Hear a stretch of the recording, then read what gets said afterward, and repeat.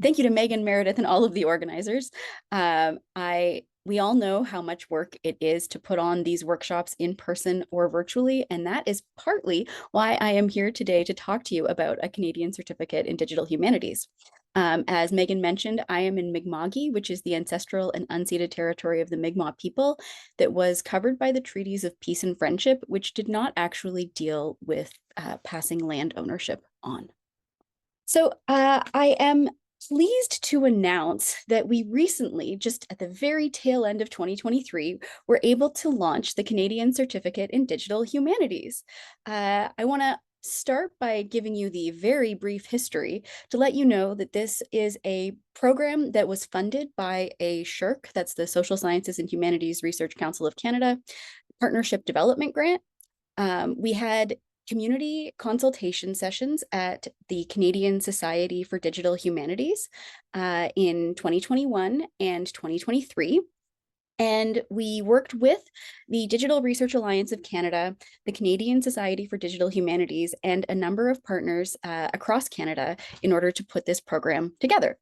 Right now, we've had an expanded number of partners, which is fantastic. And so you can go and check out, there's links on our website. The website is ccdhhn.ca if you want to go through and check out the different partner organizations. Why do we need a Canadian Certificate in Digital Humanities? Well, the lack of training in digital research methodologies is a profound failing, lamented Dominique Clement in 2021, a Canadian professor, in his piece, The Perils of Digital Humanities for Academics. Far too often, digital humanities training takes the form of stopgap, renegade, extramural, and tacked on models for methodological training, to quote Bethany Novisky's words. One 2020 survey highlighted the difficulty of acquiring basic training in DH and digital methods relevant to humanities practitioners at their institutions. This is in part because humanities research methods are advancing rapidly, and as such, as we're all here to take part in these workshops, researchers and students need to stay abreast of recent developments. Matthew G. Kirschenbaum explains that digital humanities typically prides itself on the cutting edge. We attend workshops, institutes, and conferences to be up to speed. Workshops are what keep our work au courant. As Stefan Seclair and Jeffrey Rockwell point out, workshops are important for our acculturation and professionalization within and beyond the academy. And this builds on one of the points that John Simpson made earlier in his keynote today. I add to that the workshop is often one of the most important and yet undervalued ways that we undertake digital humanities training. A wealth of digital humanities training workshops take place across Canada. To date, however, there hadn't really been a lot of coordination. There was nothing that acknowledged that many of us were going and taking workshops at different institutions, and it was hard to sometimes find them, see what was coming up.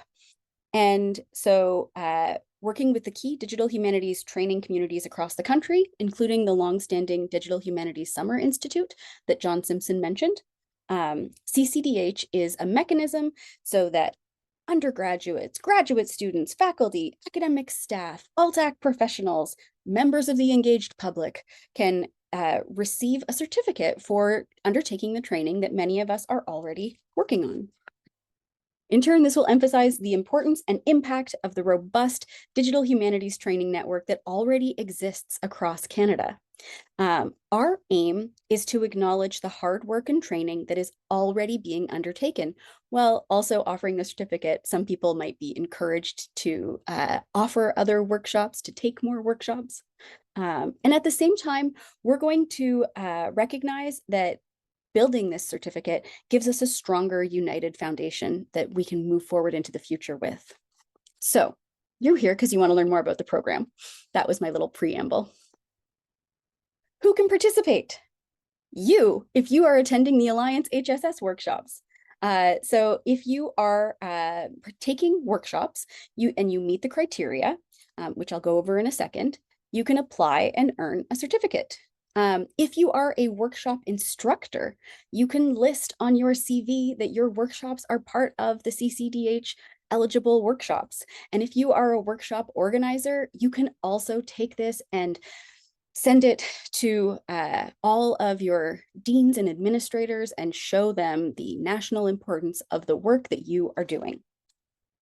So, how do you earn a certificate? In short, you take 100 hours of digital humanities training that is not for course credit over a 5-year time span. The reason we say that this is an extracurricular or non-curricular series of workshops is because otherwise, let's say you were doing an MA in digital humanities, then you would just automatically meet the workshop requirements, the certificate requirements. And so this is to reward those people who are going above and beyond and doing outreach, perhaps retraining, upskilling, moving out to new disciplines and learning new things, not for course credit, not for academic degree credit. We also, for the certificate, of those 100 hours in a 5-year period, 60 will be completed in Canada and 60 will be from in-depth workshops. And for that, we mean a workshop that is 20 hours or more. And those kinds of workshops are often, they could be in the shape of a 1-week, say, DHSI at the University of Victoria model. The Digital Humanities at Guelph also offers a summer workshop following that model. Or you could do that in AceNet in the past has offered workshops where you attend 2 hours every week over a certain number of weeks. If that adds up to 20 hours, then those workshops would be eligible. I will note that most of the workshops that are part of this HSS 2024 series for the Alliance count towards the certificate. So you might already be on your way to earning a certificate without knowing it. I will also note that when we say 5-year period, we will look, let's say you have been to the Digital Humanities at Guelph workshop or the Montreal workshops for the past 5 years, and you went 1 week every year and you have your certificates for that, you can submit those for eligibility for the past 5 years. But we won't be covering if you did 100 hours from 1999 to 2004. So you can think from the present minus 5 years, or you can think into the future. And the balance of the workshops beyond those 60 hours, they can be undertaken from other, they can be varying lengths from 1-hour workshops to afternoons to full days to the half weeks. We can think about the models of the University of Ottawa's Toolbox series and things like that. We also, the workshops can be virtual or in person. If you are interested in applying, you can apply online. There is a apply now button on the webpage that takes you to a form that you can fill out. You can upload any of the required documentation. And if you would like to look over what the questions are on the form before you start, you can actually review the document where it says application document there. How can you tell if your workshop is eligible? Well, on the website, there is a little button that says upcoming DH workshops, and that takes you to our calendar. And on the calendar, you can see, for instance, the list of the HSS series workshops from this week. For instance, on Valentine's Day, you might be choosing to attend the Stilo Semantic Text Editor workshop. And there's some filters that you can use to find workshops that are closer to you geographically or that are available virtually. And if a workshop is listed on the calendar, it is guaranteed to be eligible. So all things on the calendar are eligible, but you could also take a workshop that is not on the calendar and contact us to ask if it is eligible. So before I open it up to broader questions, I wanted to anticipate some questions, and then I'd like to leave lots of time for Q&A. So if you are interested in applying for a certificate, can you list this on your CV? Absolutely. We also have a page on the website where we will ask your permission, and if you grant permission, we would list your name as a certificate earner online, so you could point to that as you are as part of your professionalization.